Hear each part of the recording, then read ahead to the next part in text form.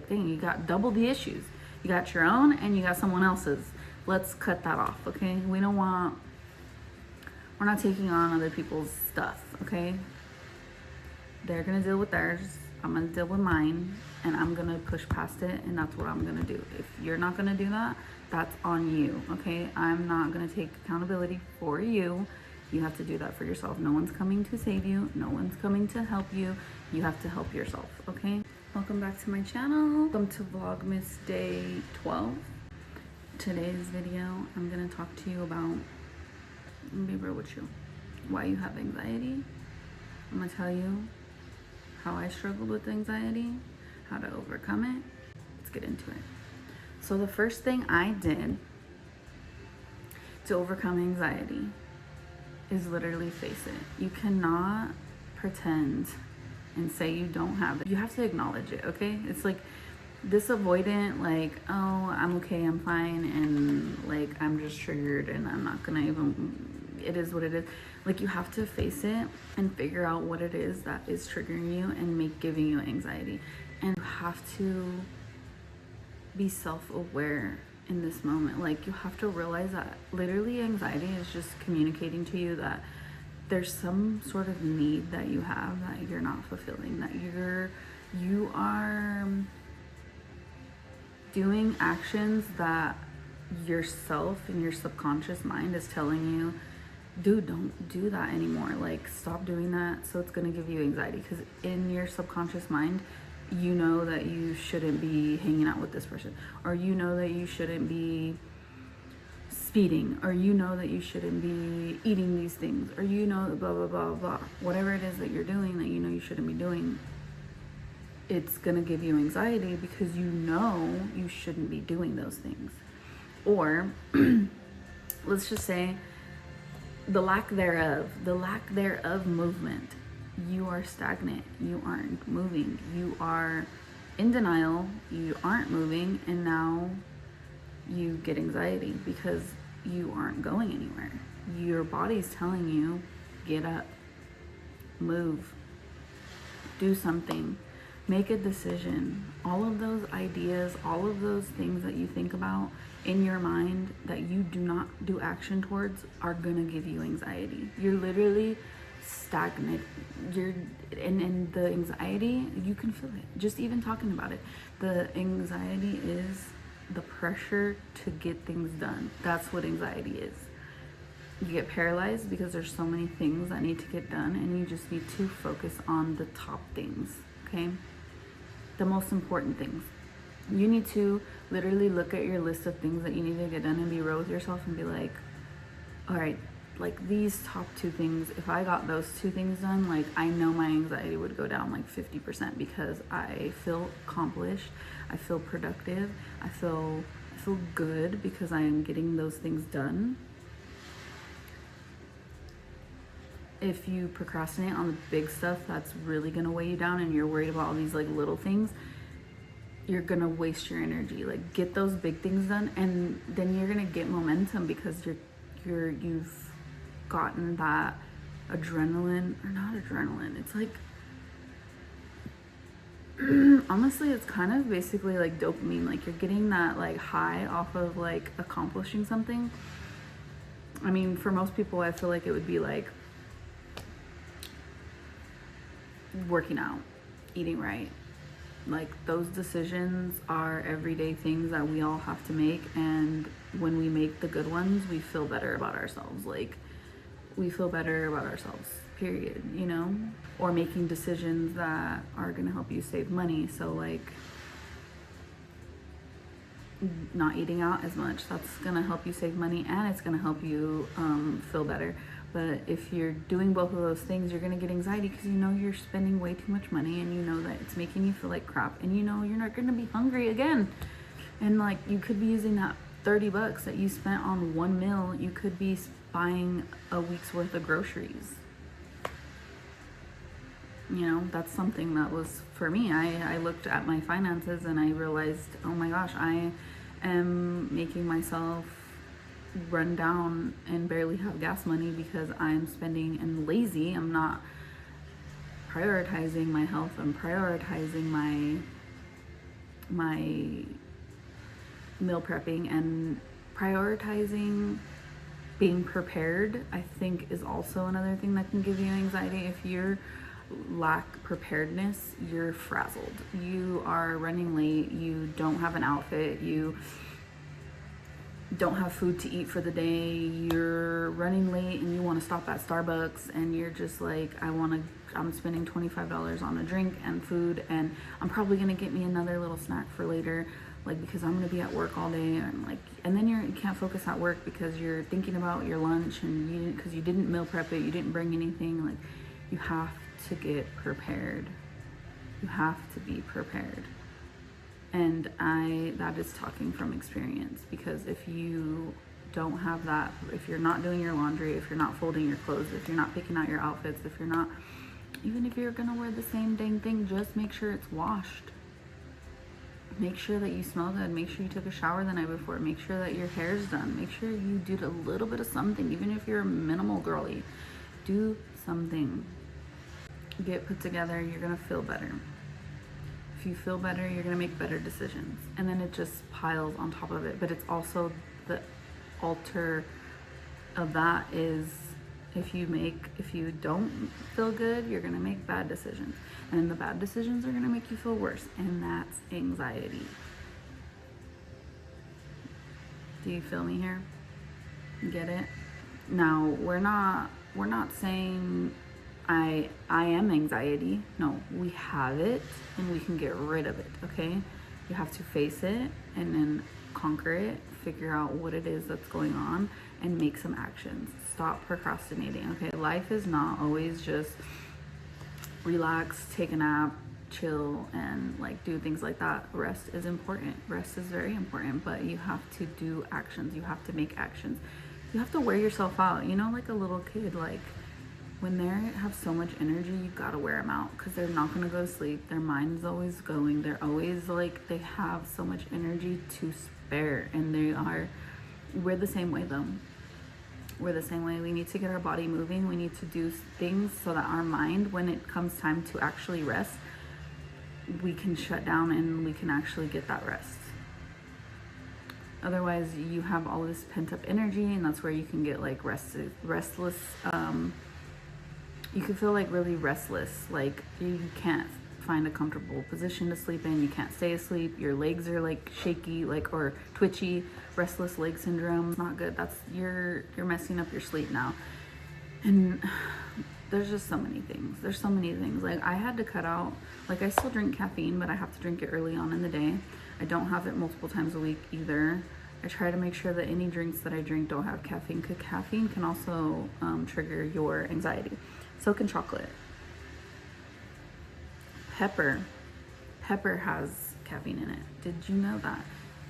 So if you drink a lot of caffeine and you're having anxiety, that could be the reason of it. This is also like, there's things that you can control to subside your anxiety. There's things that you can do.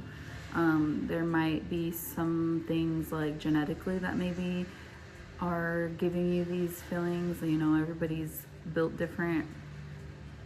Everybody handles stress differently. Everybody has their own capacity of what they can deal with, okay? But there are things that you can control to make it much easier, much better. And facing it, being prepared, taking control of your life, organizing yourself, doing the things you want to do, like truly deep down, and not caring what people think, not caring who's going to say what. And because at the end of the day, number one, they're not paying your bills. Number two, they probably don't believe in themselves, and they probably have anxiety themselves. Like, you don't know. And so people project onto you, and they stop you from doing what you want to do because of their own issues. And it's like, dang, you got double the issues. You got your own and you got someone else's. Let's cut that off, okay? We're not taking on other people's stuff, okay? They're gonna deal with theirs, I'm gonna deal with mine, and I'm gonna push past it, and that's what I'm gonna do. If you're not gonna do that, that's on you, okay? I'm not gonna take accountability for you. You have to do that for yourself. No one's coming to save you. No one's coming to help you. You have to help yourself, okay? You have to be your own accountability. You have to literally check yourself. You have to get so tired of your own shit and check yourself. This is where my anxiety got really bad, was during the pandemic. And before that, I really didn't feel any type of way. I was like always very like, I'm getting stuff done and this is what I'm gonna do, and I just did it. I didn't think about it. Maybe I was dealing with anxiety and I didn't realize it, but I really didn't realize it until the pandemic. Because everything shut down, I had time to think. I had time to just analyze things, and a lot of alone time. And then when things started picking back up and like I had to go back to work and things like that, I had a lot of anxiety. I'm sure a lot of us did. My biggest one was driving. I don't know. I hated commuting. I hated driving. I didn't want to drive. I thought it was just the most annoying thing ever. It was annoying. It was scary. It was, I felt like stressed to have to commute anywhere. I didn't want to do it. That's where the anxiety started from, and I had to push past it. I would be literally driving and I would like be in tears, and I'm like, I'm not gonna let this take a hold of my life to where I am gonna have to be stuck in my room. No, I still kept driving. I forced myself to. You have to force yourself. No one else is gonna come do it for you. No one. Those are things you have to fight on your own, in your own mind, in your own time, in your own little world, that you have to push past that. And I've never had that before. I've been driving since I was 15, 16. I've never had that, and I don't have it now. Commute is just fine. It took a little bit. There was a little bit of time there that I avoided driving, and that my ears popped. And so I was like, I avoided driving. But the thing is that, I was going high speed, and then like high speed in the sense of like before the pandemic, everything was normal, and like I was just doing my gym routine, the things that I'm doing now, I was doing then. And then the pandemic, it was like abrupt stop, and then having nothing to do, getting paid by the government. I was getting the stimulus, I was getting unemployment for a while because I was an employee and I did pay into taxes, so I had that money to get. And so when you become sedentary, although I did lose 45 pounds during that time, which was good, but I was running, walking, swimming, so I wasn't driving. I was doing all that in town. So I did lose 45 pounds because I just didn't want to gain weight. At that time, I was like wanting to maintain or even lose. So, but I wasn't driving. So then when things picked back up, then I had to drive to work. I had to go here. I had to do this and that. And yeah, it took a while. It took a while for me to, and that was a created anxiety. It was and doing my lashes. I know this is like, so like whoever's listening to this, if you're just like, what? Why are you bringing up lashes? Okay, but there's a whole culture of women that get lashes, okay? They lay down for 2, 3, 4 hours. They get their lashes done every 2, 3 weeks. And I used to be one of those girls, okay? I used to do that. When I lived in San Francisco, I would get my lashes done very consistently. That was before the pandemic. And then when the pandemic happened, I was still getting them done here and there. Even though everything was shut down, I was still getting them done. That's when I realized I don't need caffeine, because everything was just slower. Like I didn't need it. I didn't need to drink caffeine because I wasn't doing anything. Like, why are you drinking a freaking grande iced caramel macchiato at 9 a.m. and you don't have work? Like, so there was a few times that I had caffeine, and then I went to go get my lashes done during the pandemic, like shortly after it happened, and I literally just sat up and I still had the lash stuff like on my eyes, and I was like this, and I turned back at her and I was like, can we stop? Because I'm done. Like, I can't do this. I can't do this anymore. Like, I could not lay there. I can't lay there. It's so uncomfortable, by the way. It's so uncomfortable. Sometimes they have just flat beds and you have no support in your, nothing to lift your knees up, nothing for your lower back, nothing for your neck. It's just like you're laying flat. I have tried, over the years since then, I have tried to do like getting my lashes done by people that have like really good like ergonomic chairs, but still I can't do it. Even with not taking medication. I mean, not taking medication, not drinking a caffeine. But actually too, I'm taking classes for psychology, and we were covering addiction and drugs, and caffeine was on there, and it said, yeah, well, it's not as potent as like other drugs, obviously, but it still is a drug. And they sell it on every corner, and it's crazy that it's just like normal, you know. It's a stimulant, so it's gonna stimulate your system, and you just have to be careful with things like that. And there's a lot of things that have caffeine in it, and if that's something that makes sense to you, then you should probably Google the foods and the products and the things that have caffeine in it, and definitely watch out for that. So yeah, that is my story with anxiety and how to overcome it. And the last, but definitely not least, and probably the most important, is your faith in God. And I don't know what you believe in, and I don't, but I believe in God and I believe in Jesus. So I definitely leaned on Jesus, and I asked for strength and I asked for peace, and I just was like, take it away from me.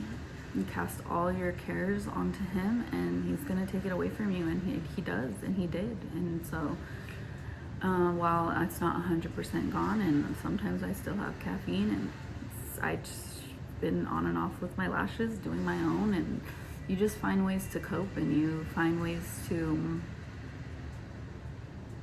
like get around it and get over it, you know. Like, as someone that's dealt with it and had the struggle of it, like, I can say you're just gonna have to get over it. Like, I can say that because I deal with it, you know. So, because what are you gonna do? You're just gonna stay home? You're just gonna not do the things you want to do? You gotta go and do those things regardless. And God was one of those things that helped me get over it and realize that my strength doesn't come from my own. It comes from source, comes from God, and that's where I get my strength to do the things that I need to do on a daily basis. And it takes time. I mean, it's taken me years to get back to this routine of where I'm at now. And if anything ever happened like that again, like the pandemic, I would not stop. And I remember during that time, whenever everything shut down and people kept going, and I should have kept going. I shouldn't have stopped. But I didn't get the vaccine though. I did not, because you gonna make a vaccine in 2 months? I don't trust it. I don't even trust the ones where they've done all the scientific studies and all the everything that over 5 months or 5 years. Sorry, not 5 months. A vaccine takes years to make, and they could still be not good for you. And now there's just so many things going on with that. So many things going on with that. A lot of side effects, a lot of deaths. And so I'm glad I didn't take it, but I did stop, and I would never do that again. And I regret it because, well, everything happens for a reason.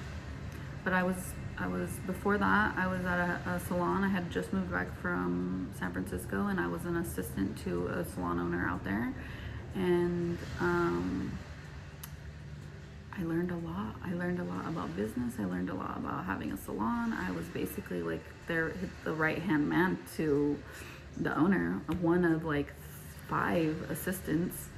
It was 2 salons, and I was building my own chair. So when I moved back, I was on a roll. Like, I was ready to go. Like, as soon as I moved back, I think I started like Monday. I moved back on a weekend, and I started that Monday at a salon. and I was really busy. I was working like 6 days a week. I was making like $500-600 a day, and I was ready to go on my own, and I was ready to, it's because I learned everything. I knew how to do it. But everything happens for a reason, because now, years later, I am going back to school and I don't want to do hair anymore. And while hair's been nice and I appreciate that time of my life, and I still do hair on the side a little bit, that is not my focus. That is extra money, great, wonderful, not my focus. I am not trying to build a clientele. I am not trying to get my own salon. I'm not trying to do any of those things. I don't want to do it. And working at Dry Bar recently, and these are just so many different things that I've never talked about, but maybe might talk about it soon. Really just solidified why I don't want to be a hairstylist anymore, and I might talk about that later. But yeah, I just feel like it's a industry that is not it's an industry that is not respected. It's an industry that is looked down upon. It doesn't have that like it doesn't hold up against someone that has a degree. Like, we have a degree, we have a license, we go to school for hair, but it's not looked at as professional. It's not looked at as, it doesn't even count if you have a job at the schools. Like, they pay you more if you have units. It doesn't even count for that. So I went to school for 1,600 hours and I don't get any extra pay for going to college for 1,600 hours. That's where I was like, all right, it's just not it. It can't be. It's not looked at as professional. Like, it just really isn't. And even like in just day-to-day scenarios, it's just kind of like, and I feel the same way. Like, the way that other people see it, now I see it, and I don't want to be seen as that. And maybe that's just my perception, but it's kind of just like, is that all you're gonna do? Like, maybe you should go back to school. And it's like, because I'm going back to school. And so now when I talk to other hairstylists or younger people that are like going to school for that and going into the beauty industry, like, wow, that's all fun and wonderful. Like, wow, that's all like dandy and that's really cute, but don't stop there. Like, yeah, get that license, but just use that as your means of getting to the next level. Like, always work on something else. Don't stop there. It's always good to have plan A, B, and C, you know? So, thank you so much for watching, and like, share, and subscribe. And if this helped you in any type of way, please let me know. Usually it does. I feel like I give really good advice, and I've been told that I give good advice, and it's real stuff. So that's why I'm going to school for psychology, because I feel like from doing hair, I've met so many people and heard so many stories and gave so much advice that I realized I need to get paid more, because I'm getting paid a hairstylist wage, but you just had a 5-hour therapy session with me, and now I am drained, but I did not make what I should have made from this, you know? Anyways, thank you so much for watching. I will be back tomorrow with another video.